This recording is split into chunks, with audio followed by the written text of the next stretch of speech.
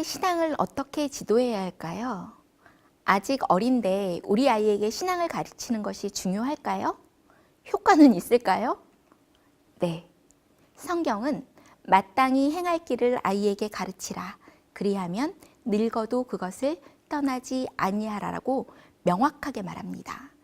유아의 시기는 세상을 보는 창문이 형성되는 시기입니다. 이때 무엇을 보고 무엇을 배웠느냐에 따라 세상을 인식하고 받아들이죠.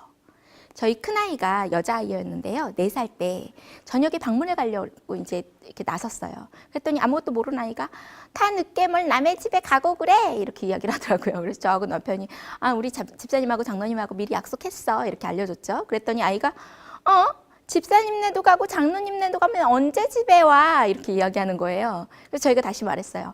집사님하고 장로님이 결혼하셔서 한 집에 사셔. 결혼? 엄마 아빠도 결혼해서 한 집에 살잖아. 그래서 채린이가 태어난 거야. 그랬더니 아이가 눈에 힘을 빡 주더니 저를 이렇게 보면서 나는 하나님이 만들었다며 이러더라고요. 한 번 배운 사실로 다른 세계를 이해하는 시기가 바로 유아기입니다. 이때 우리 아이들이 하나님이 나의 창조주이시며 그분이 우리를 얼마나 사랑하는지를 배울 수 있다면 그것은 인생의 정말 큰 축복입니다. 이것이 평생의 가치관의 출발이 될 수 있다면 아이는 인생에서 가장 가치로운 것을 제대로 배우고 시작하는 것입니다. 모세는 12살까지의 가정교육만 가지고 권력투쟁으로 창궐하는 궁궐에서도 믿음을 지킬 수 있었습니다. 우리 아이들의 평생 신앙의 기초가 놓이는 시기가 바로 유아기입니다.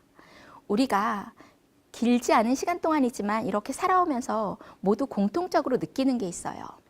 세상을 살아오는 동안 여러분의 인생은 어떠셨나요? 힘들고 고단하지 않으셨나요? 제가 이제 40이 좀 넘었거든요.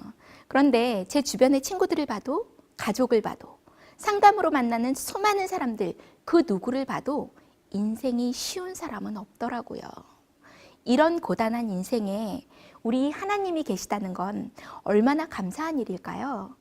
힘들 때, 고단할 때 맘 편히 기대고 의지할 우리 하나님의 존재가 인생에 얼마나 큰 힘인지 살면 살수록 느끼게 되지 않습니까? 그러나 부모가 이러한 것들을 절실히 깨달을 중년기쯤 되면 아이들은 벌써 머리가 커져서 더 이상 부모의 가르침을 받아들이려 하지 않습니다.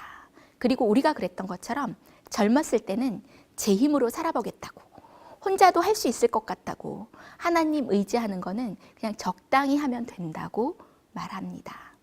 지금 가르쳐 주세요. 유아기 때요. 하나님께서 우리를 창조하셨음을 우리의 세계에 그분이 주인 되신다는 것을 자꾸자꾸 알려주세요.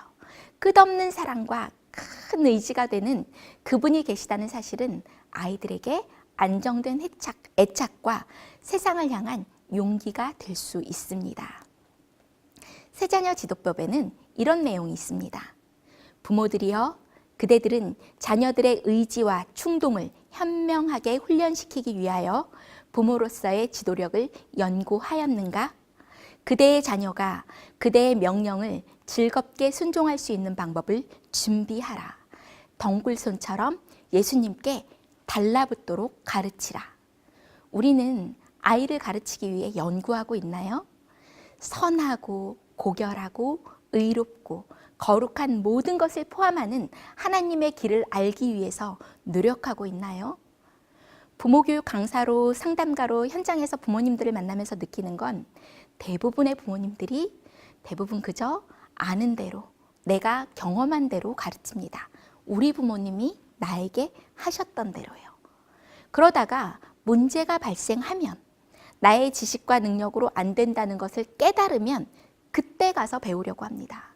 여러분, 어떤 것이 효과적일까요? 교도소에 있는 죄인 1명을 관리하는 비용으로 보통 1년에 3천에서 4천만 원 정도의 예산을 잡습니다.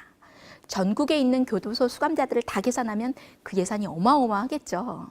그래서 국가의 정책은 점점 더 예방에 초점이 맞추어집니다. 질병도 마찬가지고요.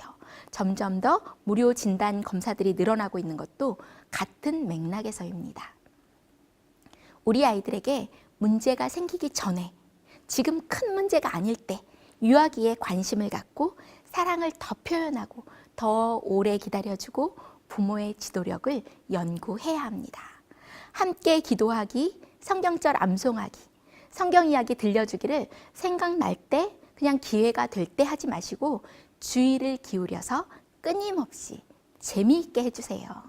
기도가 마칠 때마다 아이를 막 간지럽혀서 까르르 웃게 한다든지, 성경을 외우면서 손놀이를 사용할지, 아니면 단어카드를 숨겨오고 놓고 아이가 막 가서 찾을 때 기뻐하는지, 아니면 벽에 붙여놓고 순서를 맞춰볼 때 즐거워하는지를 계속 다양한 방법을 생각하고 고민해서 우리 아이가 즐겁게 하나님을 배울 수 있도록 해주세요. 우리가 이렇게 하지 않으면 사단은 호시탐탐 아이들의 마음속에 가라지에 씨를 뿌릴 기회를 노리고 있다는 사실을 기억해야 합니다. 우리의 귀한 아이들이 하나님의 사랑 안에서 바르고 건강하게 성장할 수 있도록 함께 기도하며 하나님의 지혜를 간구하게 되기를 간절히 소망합니다.